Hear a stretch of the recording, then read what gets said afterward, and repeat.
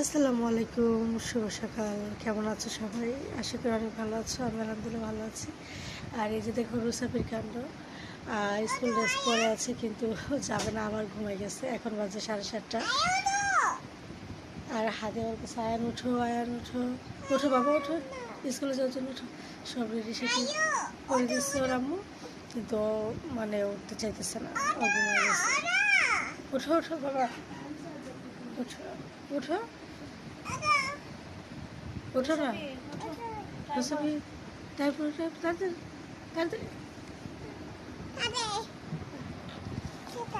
হাত দিয়ে পরে দিবা। আচ্ছা আচ্ছা, সুন্দর। ওঠো বাবা,